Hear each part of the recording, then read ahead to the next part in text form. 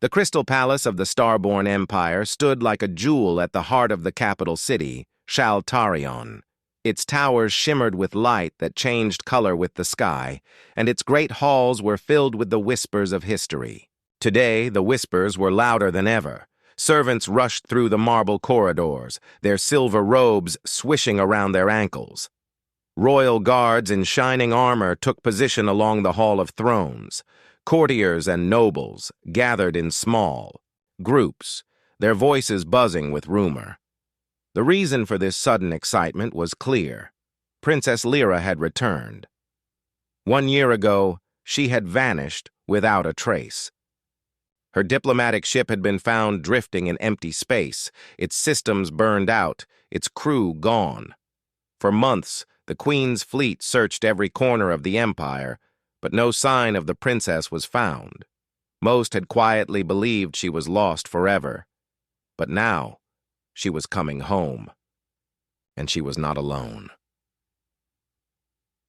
At the far end of the Hall of Thrones, Queen Saraline waited. She was tall and graceful, her crown of crystal resting easily on her head. Her eyes were the deep gold of the royal bloodline, and her voice could freeze a man in his tracks.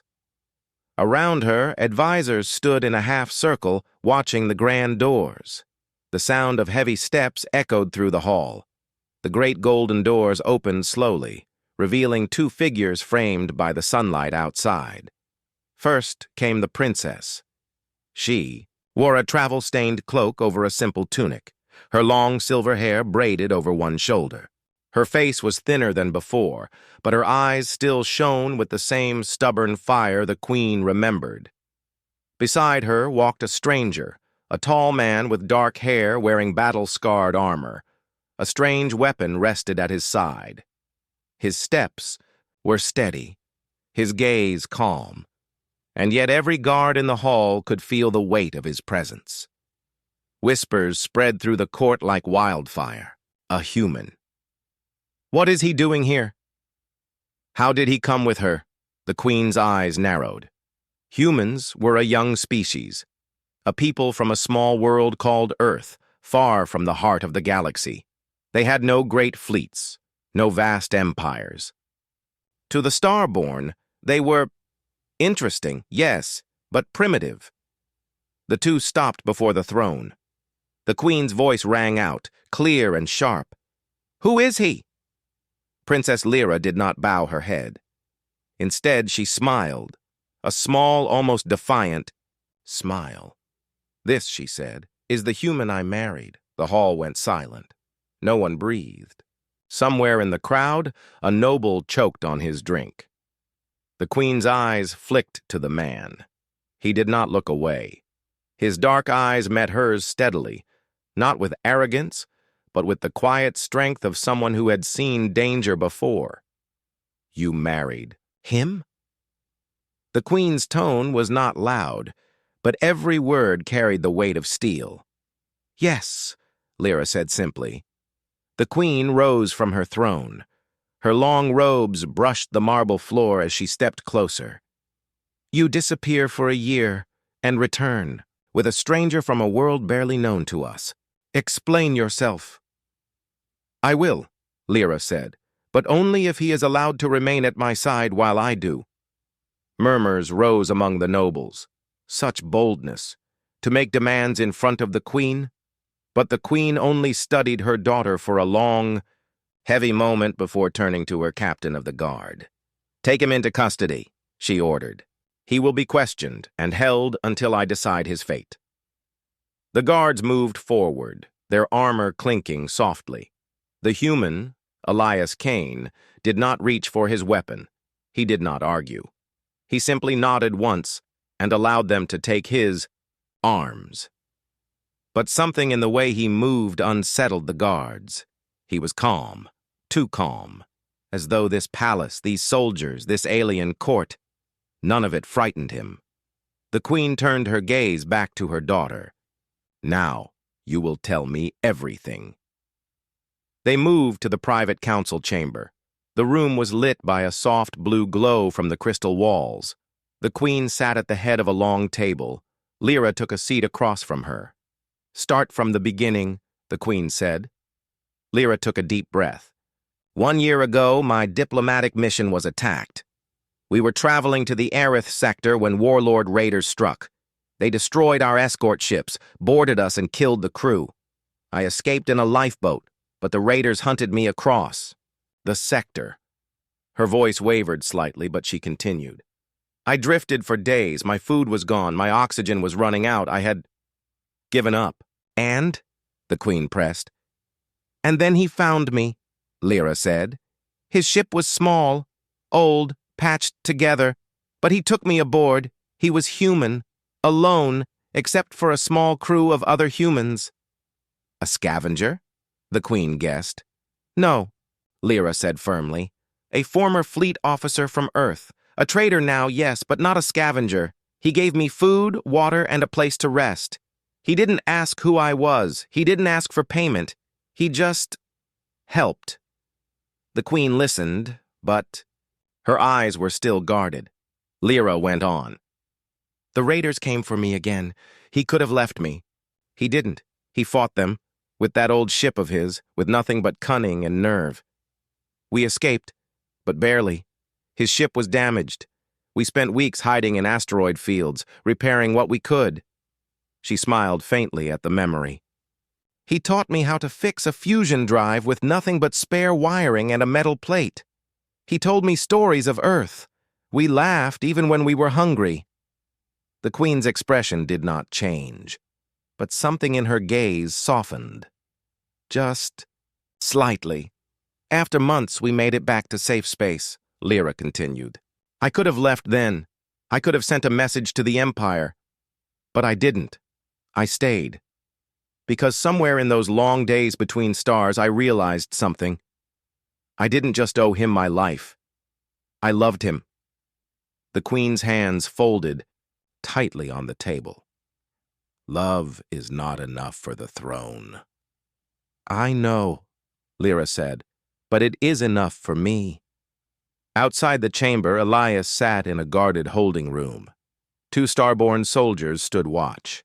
He said nothing, simply leaning back in his chair, studying the alien carvings on the walls.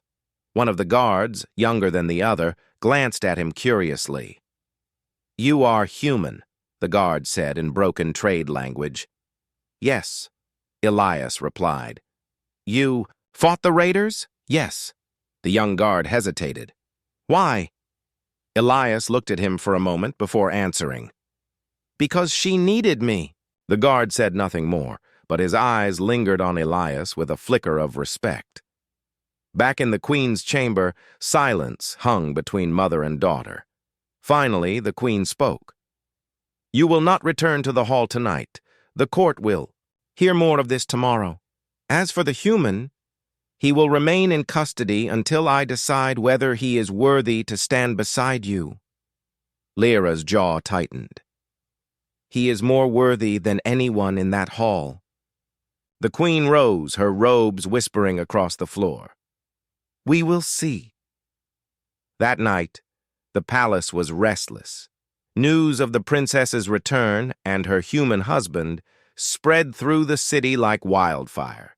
Some called it a scandal, others called it a miracle. But everyone agreed on one thing. Tomorrow, the court would be full. And in the quiet of the holding room, Elias Kane sat awake, watching the stars through the high window. He knew the days ahead would be difficult. He would be tested, judged, perhaps even condemned. But he had faced worse. The morning light fell across the towers of the Crystal Palace, turning their surfaces into a sea of glowing silver. The great city below was already awake, streets full of noise, market bells ringing, and airships drifting lazily between spires. But inside the palace, the air was heavy with tension. In the Hall of Council, nobles filled the curved rows of seats. Their fine robes glittered with jewels, and their expressions were sharp as knives. Everyone wanted answers. The idea of a human becoming part of the royal family was unthinkable. At the center, on a raised platform, sat Queen Saraline. Her gaze was steady, her posture flawless, but her mind was already set. She would learn the truth about this man before making any decision. Beside her, Princess Lyra sat tall, chin lifted in quiet defiance. The great doors opened. Elias Kane entered under heavy guard. His armor had been removed, replaced with simple dark clothing. His steps were calm, even when every eye in the room turned to follow him. He stopped at the platform, standing beside Lyra. The Queen's voice carried across the chamber. "Today my daughter will tell this court how she met you, human. And you may speak if I allow it." Elias gave a small nod. "Understood." Lyra began. "It was the Aerith sector," she said. "I had been sent there to secure trade agreements with the outer colonies. My ship was escorted by 2 patrol vessels. We expected a simple journey." She paused, eyes lowering slightly. "But in the 3rd week, we received a distress signal from a mining colony. It was a trap. The raiders came in fast. Their ships, smaller and faster than ours, they tore through our escort. My crew fought, but they were overrun. I barely reached an escape pod." Murmurs rose in the chamber.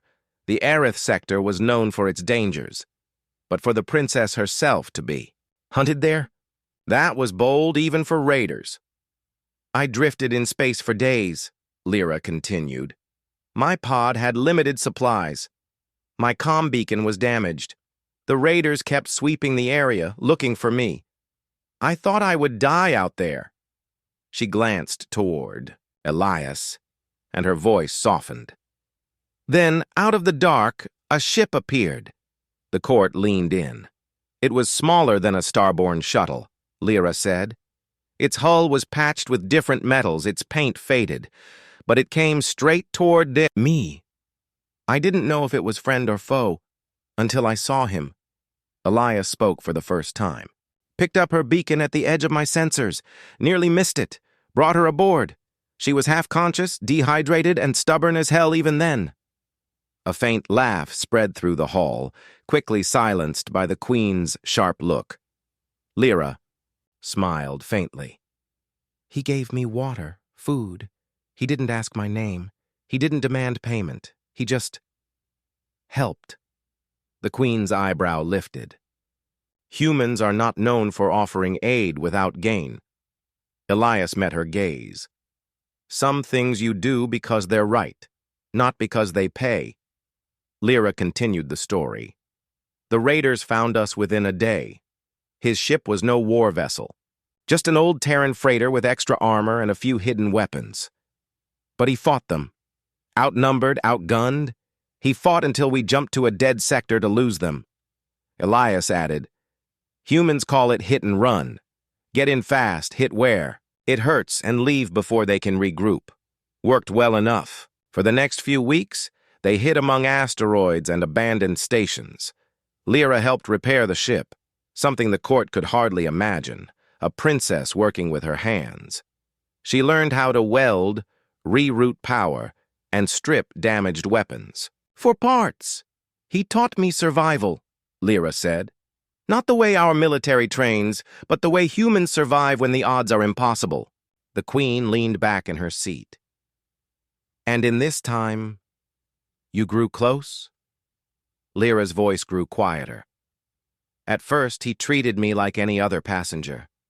But in those days between stars, I saw the way he faced danger. Not with arrogance, but with resolve. He would stay awake for 2 days straight if the ship was in trouble. He would risk himself without a second thought." Elias's eyes dropped for a moment, as if remembering something. "You were worth the risk." Several nobles shifted uncomfortably. This was not the cold political speech they were used to. These were simple words, but they carried weight. Lyra went on. "We made it back to safe space. I could have left then. I could have sent a message home. But something in me didn't want to leave." She hesitated, then looked at her mother directly. "I stayed. I stayed because I trusted him more than anyone I'd met in my life. I stayed because Somewhere between the battles and the repairs and the long nights in the ship's galley, I realized I loved him. The chamber went utterly silent. The Queen's voice was cool. You speak of love, but love does not make a man fit to stand beside the heir of the Starborn Empire. Elias finally looked up at her fully. I'm not here for your throne. I didn't rescue her because of who she was. I didn't marry her for power. I married her because she's the only person I've met who sees me for what I am and not what I'm not. A few of the common-born aides at the edges of the room exchanged glances. This human spoke plainly, without courtly polish, but his words struck deeper than the formal speeches they heard daily. The Queen gave a slow nod. Your tale is heard, but words are not enough. In the days to come you will be tested. Your mind, your body, and your honor. If you fail, you will leave this world and never return. Elias did not flinch. Fair. Lyra's hand twitched slightly toward his, but she kept it at her side. She knew the Queen was watching.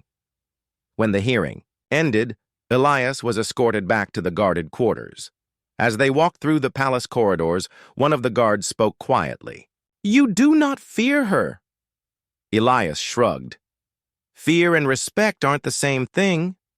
I respect her, but I've faced worse than her disapproval. That night, in the quiet of his chamber, Elias sat at the small desk, examining a piece of metal. A fragment from his ship's hull burned from a battle in the Aerith sector. He kept it, not as a trophy, but as a reminder of what it had cost to get Lyra here alive. He knew the tests would be harsh, and he knew the Queen would be looking for any sign of weakness. But he had made a promise, and humans, at least the kind, like him, did not break promises lightly. Meanwhile, in her private rooms, Lyra stood by the balcony, looking out over the lights of the city.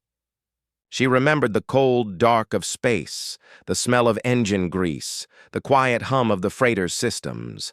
She remembered the moment she realized she would rather face 100 dangers with Elias than live safely without him. Her mother could test him all she wanted. She already knew the truth. Far above, the stars shimmered, the same stars that had once held her prisoner and the same stars under which she had been set free. The sun had barely risen when the royal herald's voice rang out across the Crystal Palace. All subjects are called to witness the trials of worth. The human, Elias Kane, will be tested before the court of the Starborn Empire. The news spread, like fire through the palace corridors and the streets beyond. By the time the Hall of Trials was opened, every seat was filled. Nobles in jeweled robes sat in the upper tiers, their expressions sharp with curiosity. Soldiers lined the lower rows, eager to see if this outsider could survive the challenges. Even merchants and common citizens had gathered at the gates to hear the outcome. Princess Lyra stood at the side of the great arena, her silver hair catching the morning light. She tried to keep her face calm, but inside her chest, her heart pounded. At the far end, the great doors opened. Elias Kane walked, in under guard. He wore no armor, only a plain tunic and trousers. His eyes scanned the crowd once, then settled on Lyra. He gave her the smallest of nods, a silent promise that he was ready. Queen Saraline sat high above the arena on her crystal throne, her expression unreadable. She raised her hand, and the noise of the hall fell to silence. Human, she said, her voice echoing, you claim to stand beside my daughter as her chosen, but words are wind. Today, we will see if there is steel behind them. Elias's voice was steady. Understood. The first trial. The mind, the first challenger stepped forward. A tall, star-born philosopher in deep blue robes. His eyes gleamed like polished stone, and he carried a small tablet. The test, the philosopher said, is one of logic and strategy. He placed a holographic board between them, the pieces glowing softly in the air. The game was Tal Varesh, an ancient Starborn strategy match known for its complexity. Few non-Starborn could play it, let alone win. Gasps spread through the crowd when Elias sat down without hesitation. "You know this game?" the philosopher asked. "No," Elias admitted, "but I've played others." The match began. The philosopher moved with precision, building a strong defense. Elias studied the board for a moment, then made a move that caused murmurs in the audience, an aggressive, unpredictable strike that broke the usual opening patterns. Minutes passed. The philosopher frowned. Elias didn't play like a Starborn. He sacrificed pieces, creating chaos on the board, then struck at weak points when least expected. When the game ended, the human's final move cornered the philosopher's Talca, the victory piece. The crowd erupted in shocked whispers. The philosopher bowed his head. "I yield. You think differently. Dangerously." The queen's expression didn't change, but a flicker of interest passed through her eyes. The second trial. The body. The next challenger was a Starborn duelist in gold armor, carrying a gleaming staff blade. He stepped into the center of the arena. "This trial is of skill and strength. You may choose your weapon." Elias looked over the offered choices: spears, swords, shields, and then picked up a simple wooden staff. The duel began. The Starborn warrior struck first, his blade flashing in the light. Elias blocked, his movements quick and fluid. The crowd saw at once. The human didn't fight like their soldiers.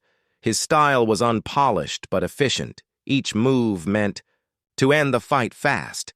The Starborn pressed harder, spinning his blade in graceful arcs. Elias stepped in close, using the length of his staff to trap the weapon's shaft. With a twist, he wrenched it away and sent it clattering to the floor, but instead of striking the unarmed warrior, Elias stepped back and lowered his weapon. "I'm not here to kill your people," he said. The warrior bowed in respect. "And that is why you could have." The third trial. The heart for the final trial, the queen herself stepped down from her throne. Her voice was cold. "This is the test of honor. You will be given a choice." From a side door, two prisoners were brought forward. One was a Starborn soldier, the other a ragged merchant from Earth. The queen's words carried through the hall. "One will be freed. The other will be taken to the mines of Vareth to serve a sentence for crimes against the Empire.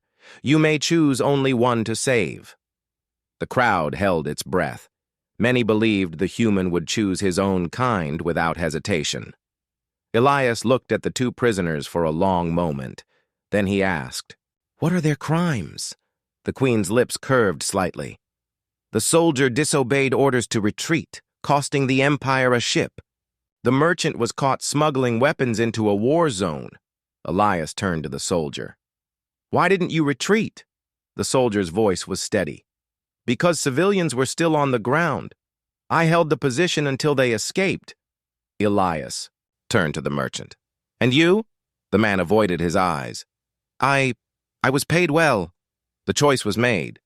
Elias pointed to the soldier. "Free him!" "And why not your fellow human?" the queen asked. Elias's voice was quiet but firm. "Honor isn't about species. It's about actions." The soldier was released. The crowd's reaction was a mix of approval and disbelief. When the trials ended, the queen returned to her throne. "You have shown skill, cunning, and honor," she said. "But the decision is not yet made. You have earned a place in the court. For now. In the days ahead, we will see if you can face a real enemy, not just a game or a duel." Elias inclined his head. "I'll be ready." Lyra stepped forward then, breaking protocol.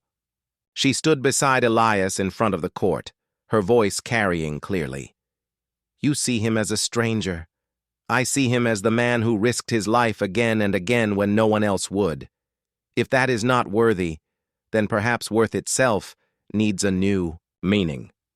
A few nobles shifted uncomfortably. Others looked thoughtful.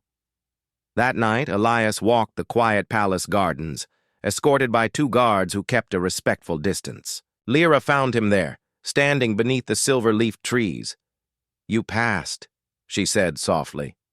"For now," he replied. "They'll never see you the way I do," she admitted. Elias smiled faintly. "Doesn't matter. I'm not here to win their hearts, just to keep my promise." The sound of the city drifted on the night air, and above, the stars burned cold and bright. Somewhere beyond them, danger waited. Neither of them knew how soon it would come. It began with a whisper, a faint signal intercepted by a deep space listening post on the Empire's far border. At first, the analysts thought it was nothing more than static, but as the hours passed, the signals grew clearer. They were warlord, fleet codes, the same raiders who had hunted Princess Lyra in the Aerith sector. And this time, they were not hunting a single ship. They were invading. By midday, alarms echoed through the Crystal Palace. Runners rushed through corridors. Commanders gathered in the war hall, their faces tense. Queen Saraline stood at the head of a massive star map, its holographic lines glowing across the table. "They have crossed the border here," she said, pointing to the red markers. "Already, they have taken 3 border stations. Their path is toward Shaltarion." The admirals shifted nervously. "Your Majesty," one began, "the enemy is using tactics we have never seen. Their strike groups vanish and reappear hours later, hitting targets behind our lines. Our fleets cannot predict their movements." "They are ghosts," another muttered. From the edge of the hall, Elias Kane spoke for the first time. "They're not ghosts. They're using feint and strike patterns, what humans call wolf pack tactics. I've seen them before." Dozens of eyes turned toward him. A few admirals looked offended that an outsider dared to speak in a war council. But the Queen's gaze was sharp. "You know how to fight this?" she asked. Elias stepped forward. "Yes. But you won't beat them by chasing them ship for ship. You have to make them come to you, then trap them." The admirals argued. It was reckless. It was untested. But the Queen remembered the trials and remembered the way her daughter had survived because of this man. She turned to her commanders. "He will have a task force. Any captain who refuses may step down now." No one moved. The War Council Elias studied the star map, marking points with quick, sure gestures. "We'll need a mix of fast corvettes, long-range artillery, and a few ships big enough to make them think we're protecting something valuable." One admiral frowned. "Bait?" "Exactly," Elias said. "They think in terms of prey. Give them something they can't resist, and they'll commit everything to taking it." Lyra stepped forward. "And I will be on the flagship, the Eye." Queen's eyes hardened. "No." "Yes," Lyra said, her voice steady. "I've faced them before. I know their ships. I can read their movements.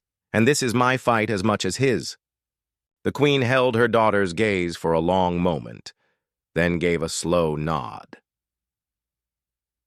The fleet 2 days later, the fleet assembled in orbit. Starborn warships gleamed in the light of the twin suns, their curved hulls beautiful but deadly. Among them moved Elias's flagship, the Silver Spear, a heavy cruiser retrofitted for speed. The human walked the bridge like he'd been born there, his voice calm as he gave orders to starborn officers.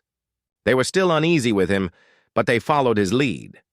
Lyra stood beside him, wearing a light command harness, her silver hair tied back. "Remember," Elias said, pointing to the holomap, "we hit them where they think we're weakest. Then we break them before they can scatter."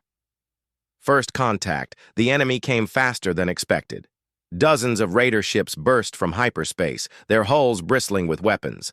They didn't bother with formation. They rushed in like predators. "Smelling blood. Corvette wing, draw them in," Elias ordered. "Artillery, hold fire until my mark." The star-borne corvettes darted forward, firing short bursts before retreating toward the main fleet. The raiders followed, their ships weaving and lunging like hunting animals. "Wait," Elias muttered, eyes locked on the display. The distance closed. 50,000 kilometers, 40, 30. Now! The Silver Spear and the hidden artillery ships unleashed a storm of plasma fire. Raider ships exploded in blinding bursts, their momentum carrying burning wrecks past the starborne lines. But the raiders didn't break. They split into smaller groups, hitting from multiple angles. Elias adjusted instantly. Shift shield power. "To the flanks! Corvette Wing 2, cut across their rear! Force them into the kill zone!" The bridge shook as enemy fire slammed into the hull. Lyra gripped the console but didn't flinch. "They're going for our engines!" she shouted. "Not if we hit theirs first," Elias replied. "Target engines only. Cripple them, don't waste time on their hulls." Within minutes, half the enemy force was drifting, unable to maneuver. The others began to retreat. Final push. "Don't chase," Elias ordered. "They'll try to pull us into an ambush." Instead, he directed the fleet toward a nearby asteroid cluster, exactly where the raiders would try to regroup. "They'll think we're retreating," he said with a grim smile. "And when they follow," the trap worked perfectly. The raiders dropped out of hyperspace right into the center of the starborne formation. By the time they realized their mistake, it was too late. The battle ended in less than an hour. The enemy flagship tried to flee, but a final volley from the Silver Spear tore through its engines. Aftermath. When the last enemy ship was destroyed or captured, the starborne fleet drifted in the silent void. The damage was heavy, but the Empire was safe for now. On the Silver Spear's bridge, Lyra exhaled slowly. "It's over." Elias shook his head. "For today. They'll be back. But next time, your people will be ready." A starborne captain approached and bowed slightly. "Your tactics. They were unlike anything we have studied. You saved us all." Elias gave a small shrug. "Didn't save all, but saved enough." When they returned to the capital, the people filled the streets to watch the victorious fleet descend. Cheers rose as the ships passed overhead. In the palace, Queen Saraline waited. She had received the battle reports. She knew how close the fight had been, and how much of the victory was due to the humans standing before her now. Elias bowed slightly. "Your Majesty." The Queen studied him for a long moment. "You bled for this empire. You stood where others would have run. That is not forgotten." Then her gaze shifted to her daughter. "But the decision is not yet complete. Tomorrow, the court will speak." That night, in the quiet of the royal gardens, Lyra found Elias leaning against a marble column, staring at the stars. "You saved them," she said softly. "I just did what needed doing." She stepped closer. "And if they still refuse you?" Elias smiled faintly. "Then I'll still keep my promise. I don't need their crown. I only need you." Above them, the night sky glittered. Somewhere out there, more battles waited. But for now, they had this moment. Elias opened his eyes slowly. The world around him was white and quiet. He felt the faint hum of machines, the cool touch of clean air, and the heavy bandages wrapped around his chest. His muscles ached, but the pain was dull, a sign that he had survived. At first he thought he was alone. Then he noticed a figure sitting near his bed.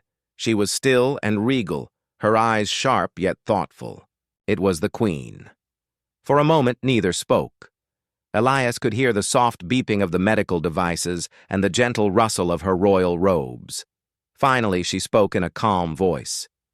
"You should not be alive, human." Elias gave a faint smile. "That's what people keep telling me." The Queen studied him. "You fought for my people when you had no duty to." You risked your life for my daughter without promise of reward, and you led our fleets to victory when even my best admirals failed." Elias shifted slightly, wincing at the pain. "I didn't do it for your empire, your majesty. I did it for Lyra." Her eyes softened just a little. "I know, and perhaps that is why you succeeded." The court assembles. By the next morning, the Crystal Palace was full. Nobles in bright silks, officers in polished armor, and citizens from the capital gathered in the grand hall. Word had spread of the humans' victory, and curiosity filled the air. At the far end of the hall, the queen sat upon the star throne, its surface glowing faintly with ancient energy. Beside her stood Princess Lyra, her silver gown shimmering like starlight. 2 guards entered, escorting Elias. His uniform was damaged but cleaned, and his posture was straight despite the wounds. Murmurs filled the hall, some voices curious, others disapproving. The queen raised a hand for silence. Her voice carried across the room. "People of the Starborn Empire," she began, "you know this man. You know he is not of our kind. You know he comes from a young world far from our stars. And yet, in our time of greatest need, he stood with us. He fought for us. He saved us." She looked directly at Elias. "Captain Elias Kane, step forward." The queen's judgment, Elias, stepped toward the throne, the marble floor echoing under his boots. He stopped a few paces away and bowed slightly, not in the way of the Starborn court, but in the respectful style of Earth's old traditions. The queen's gaze swept over the crowd. "There are those who said humans were too reckless, too unpredictable, too unrefined to stand among us." She paused, letting her words sink in. "Perhaps they are right. But what we call recklessness, they call courage. What we call chaos, they call adaptability. And what we see as weakness may in truth be their strength." She rose from the throne. "It is my judgment that this man has proven himself not only worthy of my daughter's hand, but worthy of the title Prince Consort of the Starborn Empire." Gasps echoed through the hall. Some nobles bowed their heads reluctantly. Others looked away in silent protest. But among the soldiers and common citizens, cheers began to rise. A bond sealed Princess. Lyra stepped down from the dais and took Elias's hand. Her smile was warm and unshaken, even under the weight of so many watching eyes. "You faced the stars for me," she whispered. "And I'd do it again," Elias replied quietly. The queen approached them, placing a ceremonial circlet of silver and crystal upon Elias's head. "Then let it be known," she declared, "that the Starborn Empire and the world called Earth are now joined by more than treaty or trade. They are joined by blood and by honor." The hall erupted with applause, not all of it willing, but enough to shake the pillars of the ancient palace. The balcony of stars. That night, the palace was lit with celebration. Lanterns floated in the air, music filled the corridors, and the skies above the capital city were alive with bright ships, performing in honor of victory. Elias stood on a high balcony, the cool night air carrying the faint scent of the city's gardens. Beyond the palace walls, the stars shone in endless patterns, a map of adventures yet to come. Lyra joined him, resting her hand in his. "You never planned for this life, did you?" she asked softly. Elias chuckled. "I never planned for a crown. I never planned for a throne. I just wanted to keep you safe. And that," she said with a smile, "is why you deserve it." They stood together in silence, gazing at the stars, the human who became a prince and the princess who chose love over tradition. The galaxy was vast, but for them, the future felt close, warm, and certain. Far above, the lights of the fleet drifted among the constellations, and for the first time in centuries, the Starborn Empire looked to tomorrow with hope.